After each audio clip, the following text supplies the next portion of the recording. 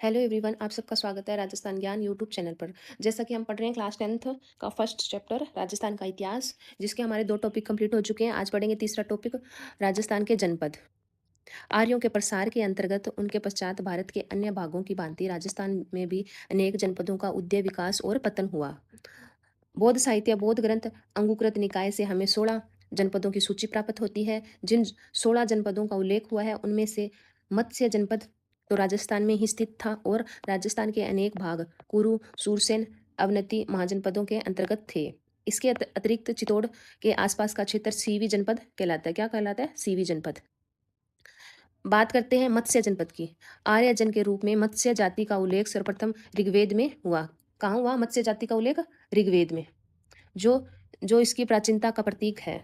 महाभारत में भी मत्स्य जनपद की गणना भारत के प्रमुख जनपदों में की गई है कि अनुमान है कि दक्षिण में इसका विस्तार चंबल की पहाड़ियों तक। किसका? दक्षिण की पहाड़ियों में इसका विस्तार है चंबल की पहाड़ियों तक, और पश्चिमी में बात करें तो पंजाब में सरस्वती नदी तक के जंगलों तक था। इस प्रदेश में आधुनिक आधुनिक की बात करें तो अभी फिलहाल तो ये कौन से क्षेत्र में आ रहा है? जयपुर, अलवर, धौलपुर, करौली, भरतपुर के कुछ भाग सम्मिलित थे। और महाभारत काल में मत्स्य जनपद का शासक विराट था, जिनसे जयपुर में 85 किलोमीटर दूर विराट नगर बेराट बसाकर उसे मत्स्य जनपद की राजधानी बनाया। किसने?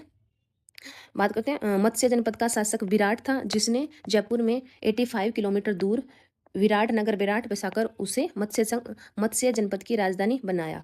विराट की पुत्री उत्तरा का विवाह अर्जुन के पुत्र अभिमन्यु के साथ हुआ। इन्हीं का पुत्र परीक्षित कालांतर में पांडवों के राज्य का उत्तराधिकारी बना। फिर बात करते हैं राजपूतों की उत्पत्ति कैसे हुई। हर्षवर्धन की मृत्यु 647 ईस्वी के बाद भारत की राजनीतिक एकता को गुप्तों के समय स्थापित हुई थी, पुनः समाप्त होने लगी।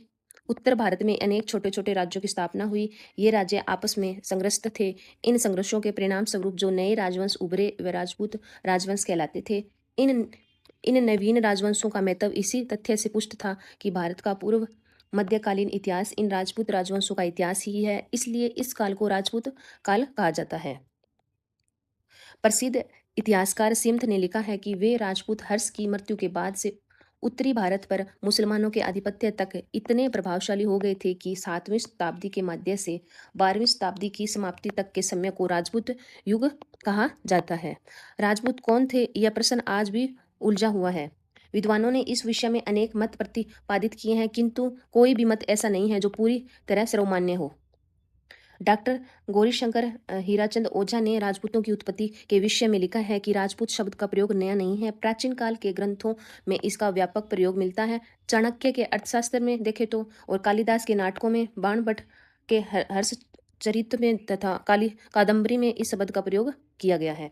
चीनी यात्री ह्वेनसोंग ने भी, जो हर्षवर्धन के समय आया था, राजाओं को कहीं क्षत्रिय और कहीं राजपूत लिखा है। आगे आगे की पंक्तियों में हम इस संबंध में महत्वपूर्ण विद्वानों के मतों का अध्ययन करेंगे, उनके मत व उस पर अन्य विद्वानों की टिप्पणियों को भी जानेंगे। अब जानेंगे कि वैदिक आर्यों को संतान किसने बताया है। राजपूतों को वैदिक आर्यों की संतान किसने बताया है? डॉक्टर गौरीशंकर हीराचंद ओझा और सीवी वेद राजपूतों को भारतीय आर्यों की क्षत्रिय वर्ण राजन्य वर्ग की संतान मानते हैं। अब जैसे क्वेश्चन आए तो कि वैदिक आर्यों की संतान किसने बताया, तो उसमें आएगा डॉक्टर गौरीशंकर हीराचंद ओझा ने और सीवी वेद ने बताया है वैदिक आर्यों को, राजपूतों को वैदिक आर्यों की संतान। ठीक है। उनके कथानुसार राजपूत प्राचीन क्षत्रियों की तरह अश्व तथा शस्त्र की पूजा करते थे। प्राचीन आर्यों की भांति यज्ञ और बलि में भी उनका विश्वास रहा है। उनके सुडौल शरीर, गंठन, लंबी नाक और लंबे सिर से भी यह प्रमाणित होता है कि वे आर्यों की संतान थी। फिर बात करते हैं अग्निकुंड से उत्पन्न। यह किसने बताया कि अग्निकुंड से उत्पन्न? यह बताया है चंद्रबरदाई अजमेर के शासक पृथ्वीराज तृतीय का दरबारी विद्वान ने अपने सुप्रसिद्ध ग्रंथ पृथ्वीराज रासों में राजपूतों की उत्पत्ति अग्निकुंड से बताई है।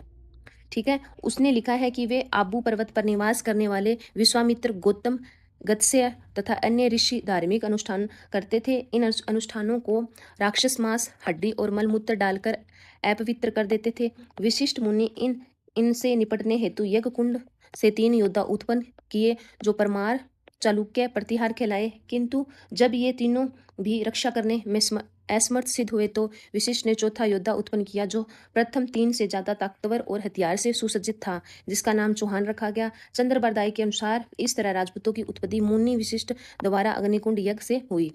अग्निकुंड से उत्पत्ति बताएं तो ये चंद्रबरदाई ने बताया राजपूतों की उत्पत्ति, और इसमें 4 जातियाँ बताई है। कौन सी, अगर क्वेश्चन करे कि अग्निकुंड से कौन सी 4 जातियाँ, हुआ है चालुक्य, चौहान, प्रतिहार, परमार। फिर बात करते हैं ब्राह्मणों से उत्पत्ति का सिद्धांत। ये किसने बताया है राजपूतों की उत्पत्ति? सर्वप्रथम डॉक्टर डी आर भंडारकर ने गुहिल राजपूतों की उत्पत्ति नागर ब्राह्मणों से बताई है। किसने बताई है? डॉक्टर डी आर भंडारकर ने।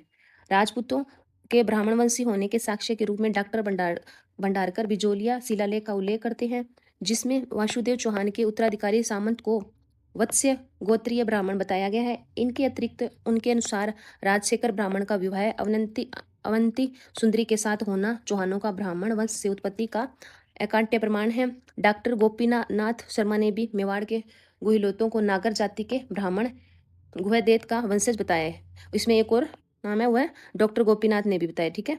और मेवाड़ के महाराणा कुंभा ने भी जयदेव के गीत गोविंद की टीका में यह स्वीकार किया है कि गुहिलोत नागर ब्राह्मण गुहदेत की संतान है, किंतु कुछ अन्य इतिहासकार खासकर डॉक्टर दशरथ शर्मा इस मत को स्वीकार नहीं करते। उनके अनुसार कई बार राजपूत अपने पुरोहित का गोत्र अपना लेते हैं, इस कारण यह भ्रम हो जाता है कि राजपूत ब्राह्मण थे। डॉक्टर दशरथ शर्मा इस मत का तर्कसहित खंडन करते हैं। फिर बात करते हैं विदेशियों की संतान। अब विदेशियों की संतान किसने बताया है राजपूतों को? इसमें राजस्थान के इतिहास लेखक जेम्स टोड ने लिखा है कि राजपूत शक और सीथियन जाति के वंशज थे, और टॉड ने अग्निकुंड की कहानी को स्वीकार करते हुए इसी आधार पर राजपूतों को विदेशी जाति का प्रमाणित करने का प्रयास किया है। उनका मत है कि विदेशी जातियां 6ठी शताब्दी के लगभग आक्रमणकारी के रूप में भारत आई, और इन्हीं विदेशी विजेताओं को जब वे शासक बना बैठे तो उन्हें अग्नि संस्कार द्वारा पवित्र कर वर्ण व्यवस्था के अंतर्गत क्षत्रिय वर्ण में ले लिया। टॉड ने राजपूतों को शक व सीथियन प्रमाणित करने के लिए तर्क दिया है कि राजपूतों के रीति रिवाज शक, सीथियन और हुणों से मिलते हैं। अब ये जो लेखक थे जेम्स टॉड, ये भी विदेशी थे। इन्होंने विदेशियों की संतान बताया, और इन्होंने एक चीज़ और बताई है, राजपूतों को शक और सीथियन, इनको शक और सीथियन की जाति के वंशज भी जेम्स टॉड ने बताया, ठीक है, राजपूतों को। जैसे अश्व पूजा, अश्वमेघ, अस्त्र पूजा, अस्त्र शिक्षा आदि अंत दोनों जातियां एक ही है। प्रसिद्ध इतिहासकार V.A. सिम्थ ने लिखा है कि राजपूत जाति 8वीं एवं 9वीं शताब्दी में अचानक प्रकट हुई, और सिम्थ ने राजपूतों को हुणों की संतान। अब बात करें राजपूतों को हुणों की संतान किसने बताया? सिम्थ ने, ठीक है। इन मतों को स्वीकार नहीं किया जा सकता। प्रथम तो राजपूतों ने सभ्य को कभी विदेशी नहीं बताया, ठीक है। इसके विपरीत वे अपने उत्पत्ति सूर्य व चंद्र से बताते हैं। राजपूतों की रीति रिवाजों के शक और सीतियन के रीति रिवाजों से सामान्यता साम्यता स्थापित करना भी अनुचित है।